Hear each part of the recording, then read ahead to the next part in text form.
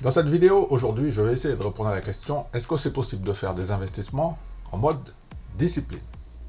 Premièrement, je vais prendre comme référence ma source, le dictionnaire Le Robert, qui nous dit que la discipline, c'est un nom féminin. Alors par exemple, quand tu es dans une collectivité, quand tu es dans une classe, il faut faire régner la discipline. Il y a des règles de conduite que l'on impose.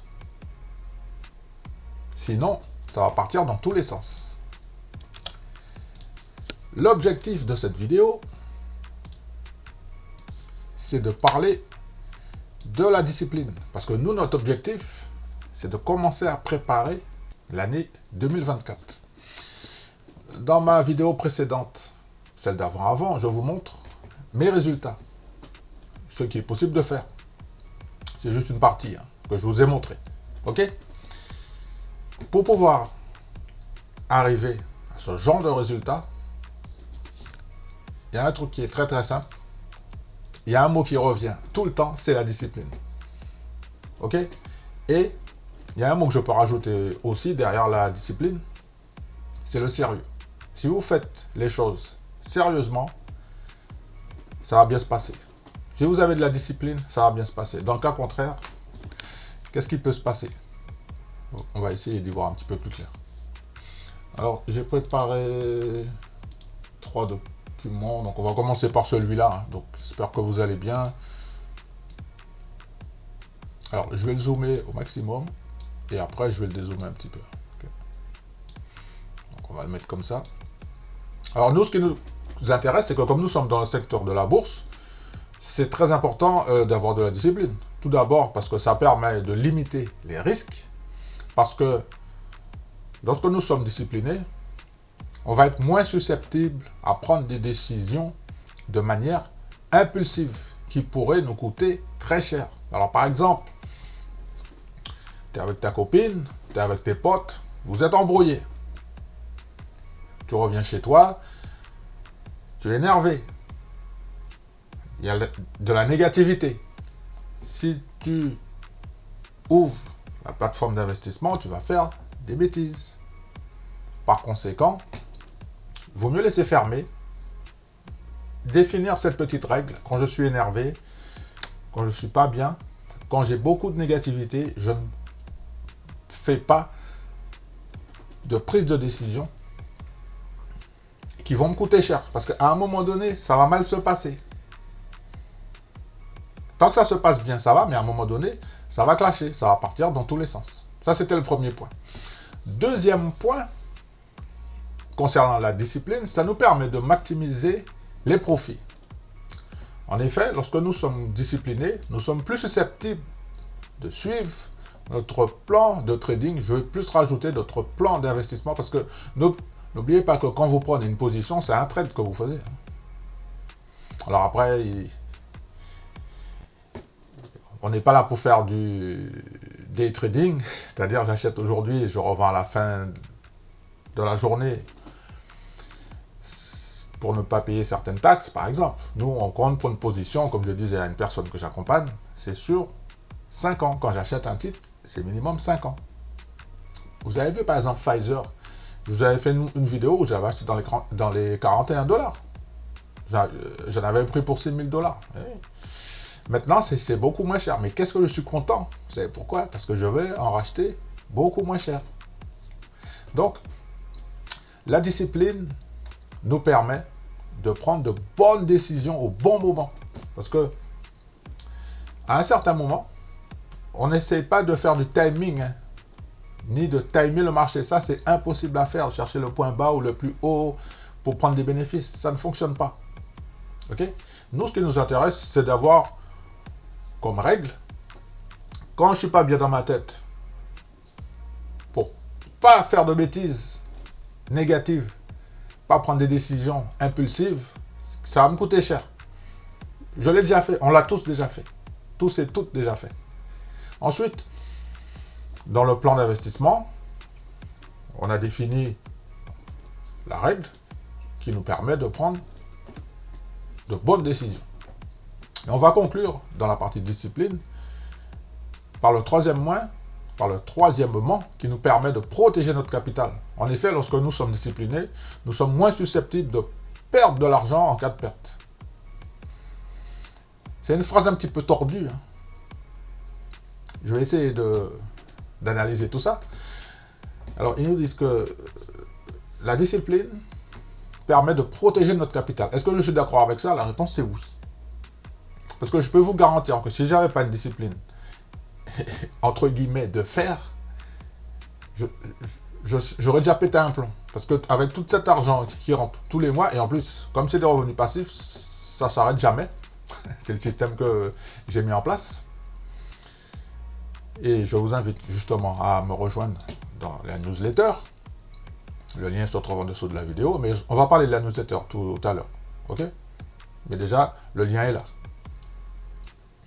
La discipline, ça permet vraiment de garder les pieds sur terre, de ne pas péter un plomb.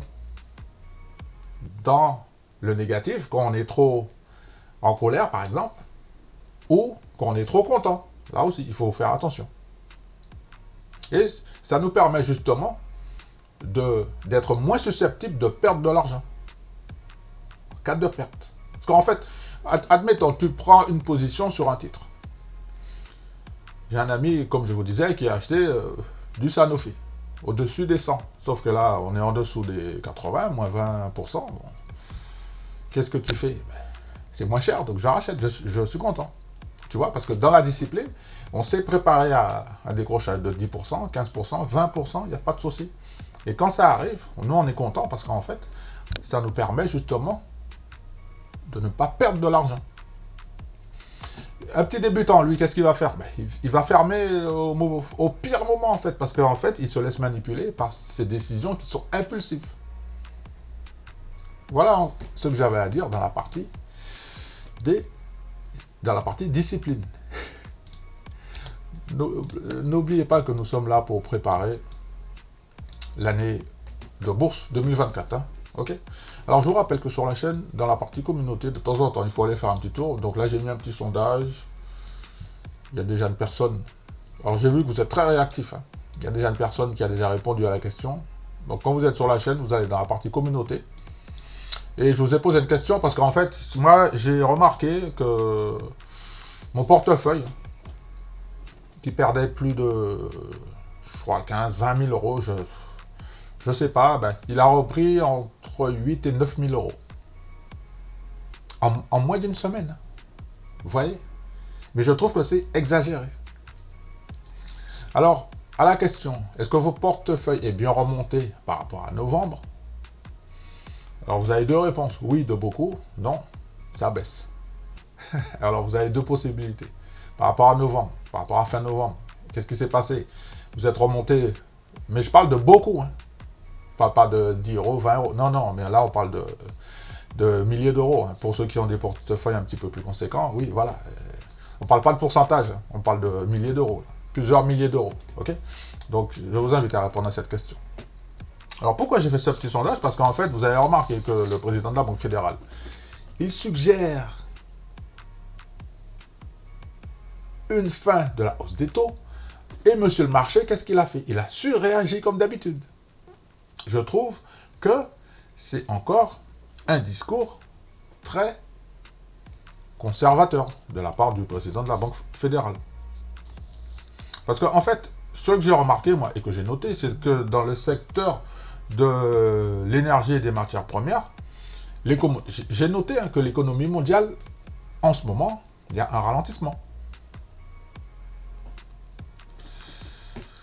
Sur le marché action, bien évidemment, puisque je suis très fortement investi dans ce secteur. Je n'en parle jamais, mais je suis investi dans ce secteur. Et j'ai noté que monsieur le marché a réagi d'une manière exagérée suite à l'annonce du président de la Banque fédérale. Parce qu'en fait, il a dit que en 2024, il y a une possibilité d'une baisse des taux. Dites-moi ce que vous en pensez de la macroéconomie, en fait, et du président de la Banque fédérale. On va terminer